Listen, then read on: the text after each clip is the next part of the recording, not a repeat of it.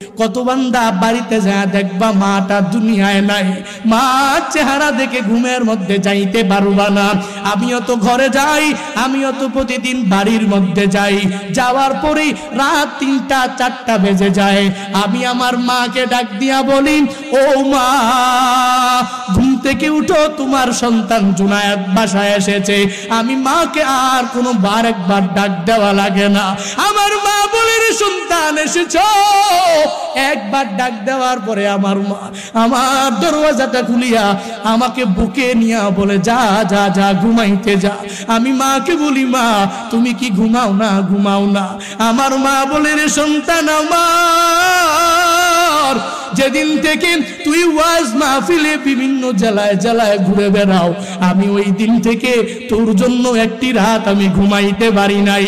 বিশেষ করে এই 3টি মাস আমি মার ঘুম হয় না। তোর জন্য তোর বাবা আর আমি বসে বসে মুসল্লায় বসে বসে তোর জন্য দোয়া করি, যাতে আল্লাহ অ্যাক্সিডেন্টের হাত থেকে বাঁচা দেয়। এরে বান্দা, আমি তো বাড়িতে যাওয়ার পরে মার দোয়া নিয়ে ঘুমাইতে পারবো। এখনো এমন অনেক বান্দা আছো যেই বান্দারা মার ভালোবাসা আর দোয়া নিয়া ঘুমাইতেও পারবা না। স্ত্রীকে গিয়া বারবার বারবার ডাকবা, তবুও স্ত্রী দরওয়াজা খুলতে চাইবে না।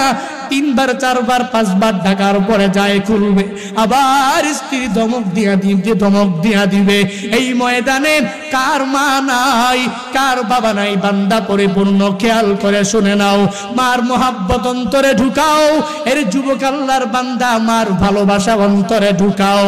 ওই মার মনে কষ্ট দিয়ে দিয়ে দিয়ে বান্দা জিন্দেগিটাকে বরবাদ করে ফেলেছো। আজকের মাহফিল থেকে